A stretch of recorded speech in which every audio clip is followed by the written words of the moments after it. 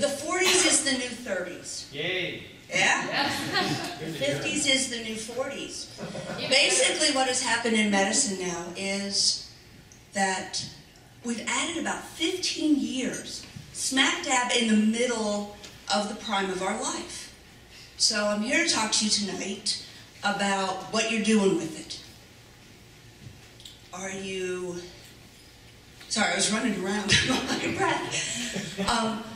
Are you kind of just growing old and not thinking and letting life kind of mindlessly catch you up, pass you by?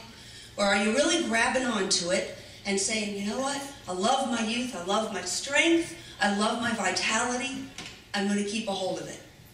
Ron asked me to come here tonight to talk to you about ways to come into the new year physically ready and prepared.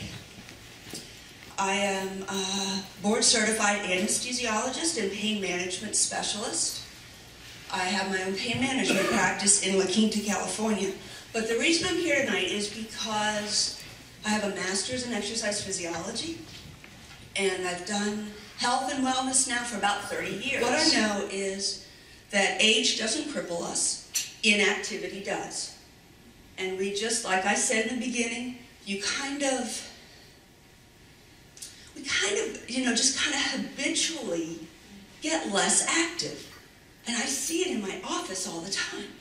Less is less. The less you move, the less you will be able to move, hands down. And my patients come in and they're crippled and in pain. And they're not necessarily 90, they're 50 and 60. And they're going, where's the joy? Where's the love? Where's the vitality? Oh, I'm so tired. Oh, I have no energy. I'm like, what are you doing? More is more. The more you move, the more you're able to move. Hands down, and that means through the day. The more you move, the stronger you are, the more strength you have, the more stamina you have, the more clearer you think, the better you remember, and the more sex you get. Yeah, baby. And Dr. Ruth can talk about this. Now, I'm going to blush 5 shades of red, but this is what we know. There's an actual study that came out last summer. I thought you guys would appreciate this, so I brought this in for you today. British Journal of Medicine, very reputable journal. People who are obese, which is 73 million of us, and another third of us are just inches away.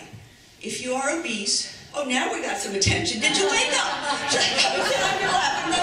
What I want you to know is that people who are obese have less interest in sex. They get less, they work less. In men, obese men, not women, but men, there's actual increased sexual dysfunction. So, yeah, obesity is not just a health risk. It's a risk for joy and love and happiness and even sex. So if that doesn't kind of get you up off the couch, I don't know what does. Ladies know this. Men, you should know this. This is one of those fun facts I've collected over the years. For every 10 pounds you gain, your penis loses an inch in size. Men put on all their weight in the belly. And it all goes right on their super pubic fat pad. And aren't you glad my son is here today?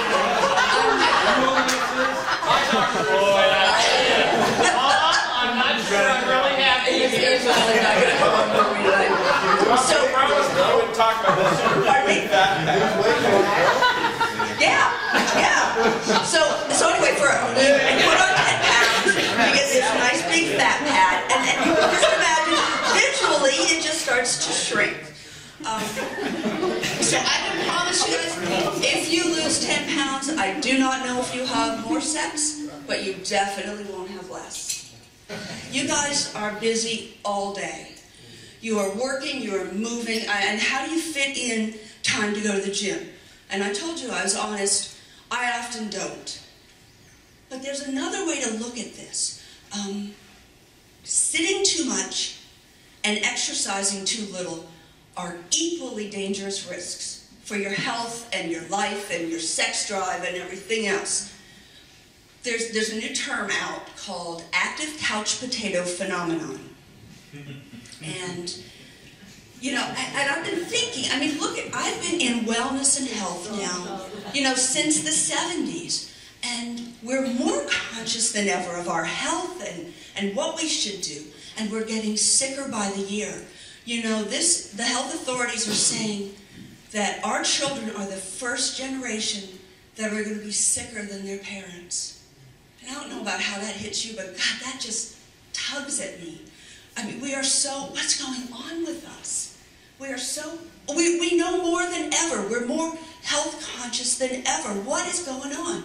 And I think this is it, the active couch potato phenomenon. Say you're one of those committed people and you go to the gym and you do your 30 minutes of exercise. You've driven to the gym and you do your 30 minutes and you drive home or you drive to work and you sit in front of the computer and you work for your 8 hours and you drive home and you sit at dinner and then you sit in front of the TV. And I have patient after patient who comes in and they're like, but Dr. Ruth, I'm doing my water aerobics. And you know what? They can't even hoist themselves up out of a chair. And I said, what are you doing the other 23 hours and 30 minutes?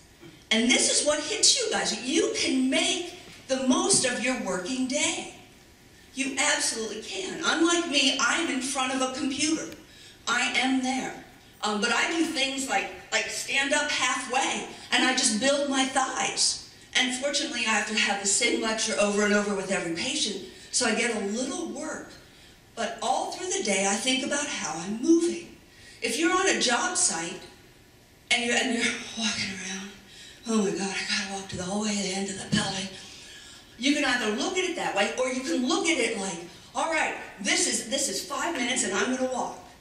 And all of a sudden you're burning more calories. The legs are getting stronger, and you would be really, really surprised at what happens. So, sitting too much is as dangerous to your health as not exercising.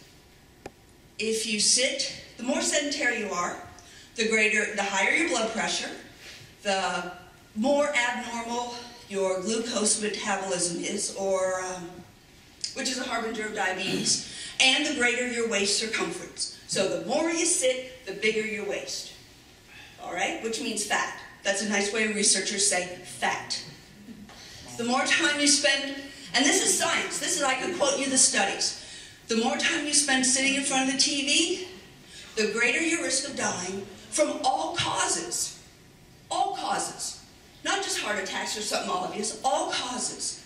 So I want you to sit there tonight when you're sitting in front of the TV, feel that ass spreading, and think about how you're going to knock off in the next couple days. Okay, that is my gift to you tonight.